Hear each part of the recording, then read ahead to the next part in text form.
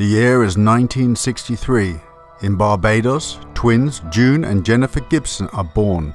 Their parents, thrilled about the twins' arrival, would have no idea the oddity and dismay these two children would bring to the world, and the strange tragedy they would create with a blood pact and an impossibly strong bond.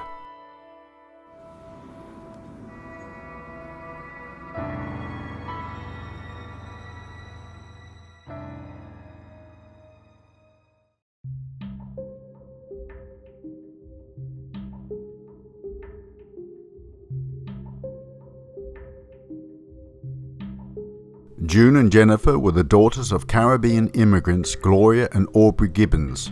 Gloria was a housewife and Aubrey worked as a technician for the Royal Air Force. Shortly after their birth in Barbados, their family moved to Havenford, Wales. The twins started talking late, and when they finally did speak, their words came out garbled. They chirped and squeaked, enunciating the wrong syllables. No one else could understand them. It was like they were speaking a foreign language.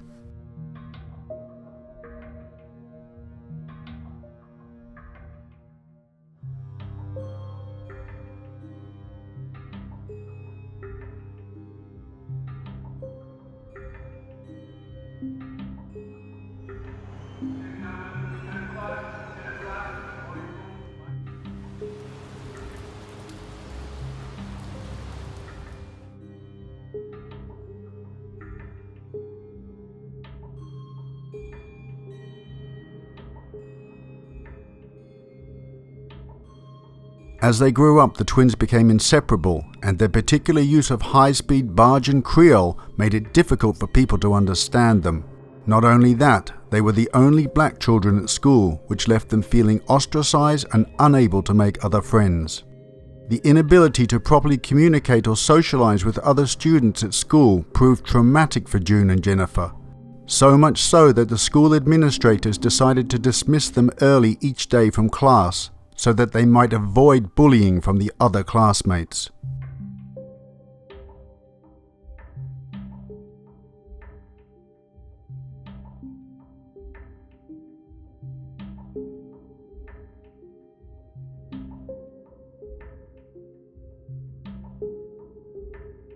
This isolation caused the pair's relationship to evolve in rather strange ways.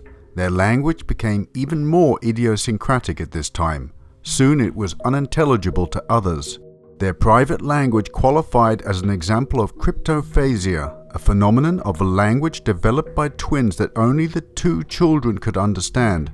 The language was followed by mirrored motor functioning, exemplified by the twins' simultaneous actions which often mimicked each other. While one doctor was given them a vaccination, he noted that neither of them spoke. They both moved in a sort of synchronicity. Eventually, the twins spoke to no one except each other and their younger sister Rose.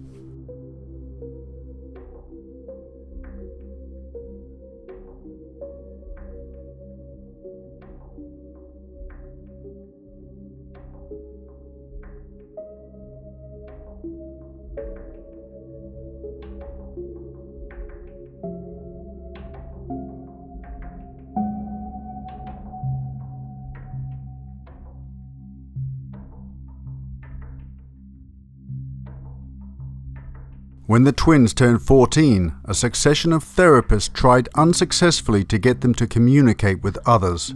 They were sent to separate boarding schools in an attempt to break their isolation, but the pair became catatonic and entirely withdrawn when parted.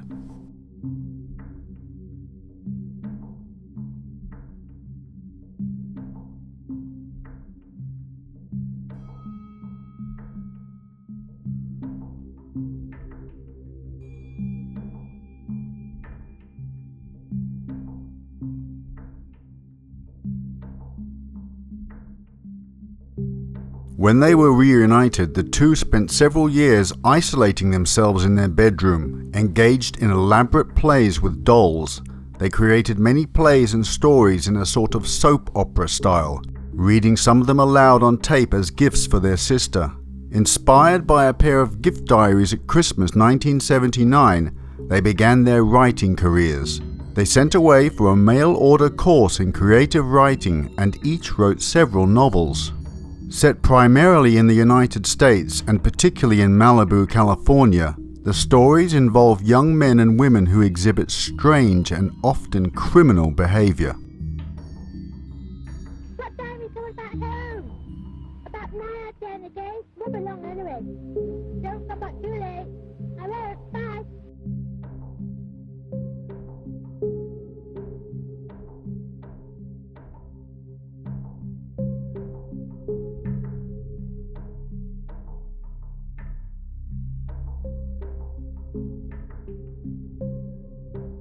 In June's Pepsi-Cola Addict, the high school hero was seduced by a teacher, then sent away to a reformatory where a homosexual guard makes a play for him.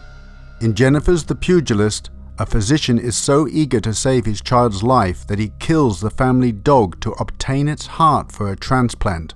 The dog's spirit lives on in the child and ultimately has its revenge against the father. Jennifer also wrote Discomania, the story of a young woman who discovers that the atmosphere of a local disco incites patrons to insane violence. She followed up with The Taxi Driver's Son, a radio play called Postman and Postwoman, and several short stories. Their novels were published by a self-publishing press called New Horizons, and they made many attempts to sell short stories to magazines, but were unsuccessful. One of Jennifer's stories seemed to be a parallel for their lives. She writes,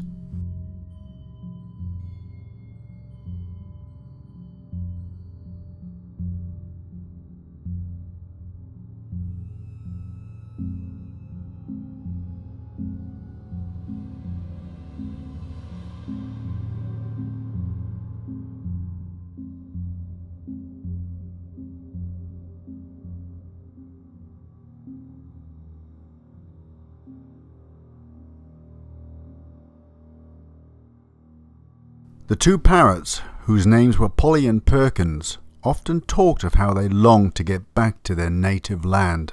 Sometimes they would ask the watchers to open the cage door and let them out. Some of the children who were watching asked their parents if they could take the parrots home with them. Sometimes, before the parents had time to answer, one parrot would kindly say, "We're not for sale." Then the other parrot would say the same.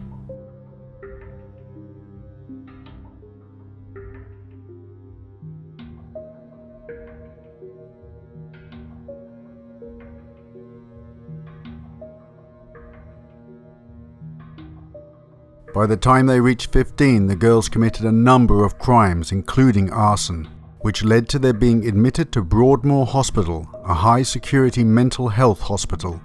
There they remained for 14 years. June later blamed this lengthy sentence for their selective muteness.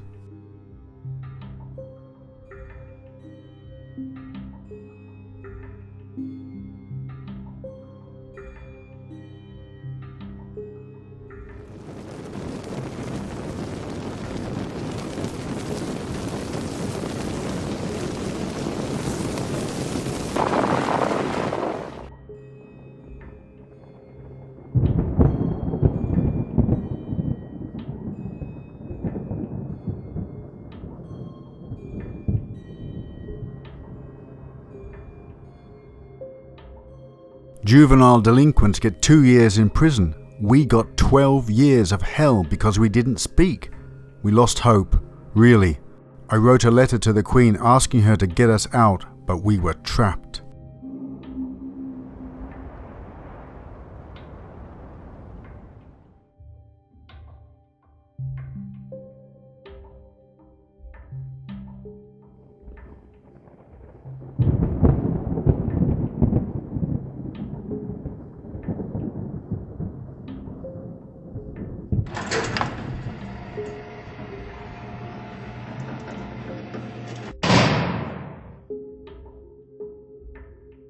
The girls were placed on high doses of antipsychotic medications, and they found themselves unable to concentrate.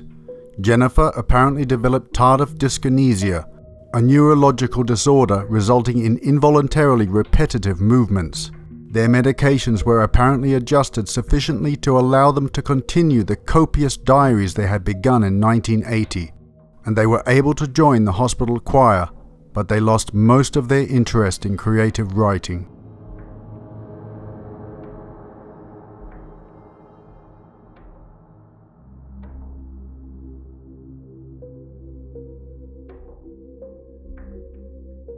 The doctors thought June and Jennifer were deeply disturbed and dangerous. Some days only one twin would eat, and the next day the other would indulge as her sister starved. Other times the nurses would find them frozen in the same pose, even though they were locked in cells on opposite ends of the hospital. Marjorie Wallace, a TV host, visited the twins every weekend and read diary entry after diary entry in which the twins wrote about how trapped or sometimes even possessed or tortured they felt by each other. Jennifer wrote in a diary entry, "We have become fatal enemies in each other's eyes. We feel the irritating deadly rays come out of our bodies, stinging each other's skin. I say to myself, can I get rid of my own shadow? Impossible or not possible? Without my shadow, would I die? Without my shadow, would I gain life, be free, or left to die? Without my shadow, which I identify with a face of misery, deception, murder."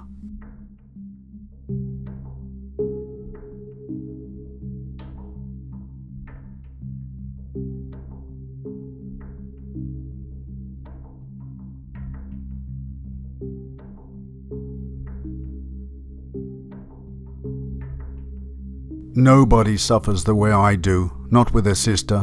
With a husband, yes. With a wife, yes. With a child, yes.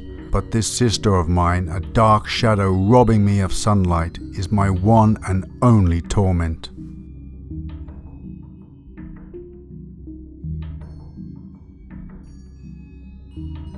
The case achieved some notice due to newspaper coverage by the Sunday Times journalist Marjorie Wallace. The British tabloid The Sun gave a brief but accurate account of their story, headlined, "Genius Twins Won't Speak."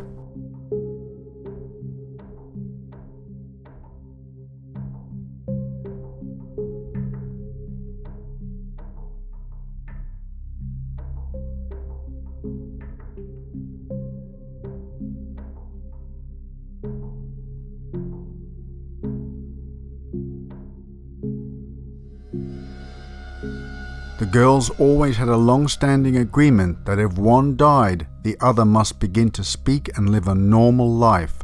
During their stay in the hospital, they began to believe that it was necessary for one of them to die.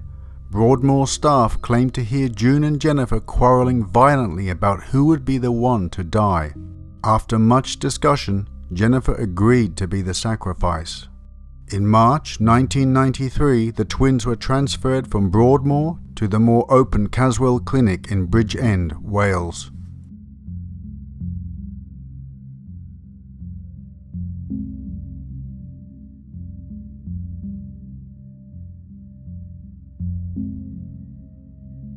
The night of the transfer, a car came to fetch them. Jennifer had been acting strangely for about a day before their release. Her speech was slurring, and she said that she was dying. They turned and they looked at the gates of Broadmoor. It had big green gates. As they closed, Jennifer slumped on June's shoulder. She fell into a coma. Jennifer was immediately helped into bed by staff. By 6:15 that night, she had been taken into hospital as a casualty, and very shortly after, she was pronounced dead. June went to visit her sister's body afterwards and laid a single red rose on her chest.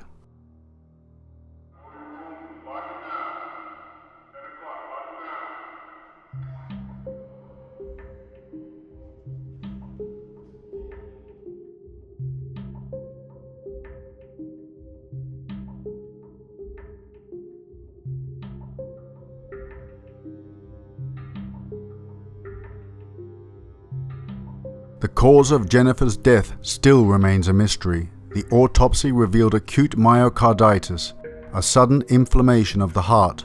The coroner never found any poison in her body. Some doctors thought the high dose of medication she took at Broadmoor might have weakened her immune system.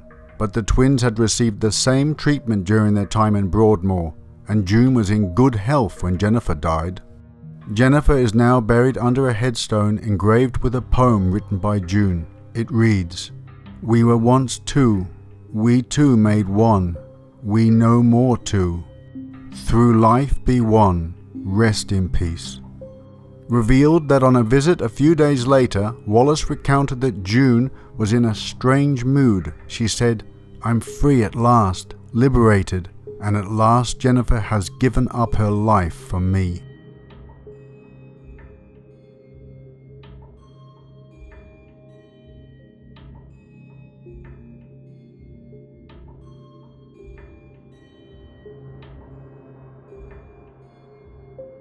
After Jennifer's death, June gave interviews with Harper's Bazaar and The Guardian. By 2008, she was living quietly and independently near her parents in West Wales. She was no longer monitored by psychiatric services, was accepted by her community, and sought to put the past behind her. A 2016 interview with her sister Greta revealed that the family was deeply troubled by the girl's incarceration. She blamed Broadmoor for ruining their lives and for neglecting Jennifer's health.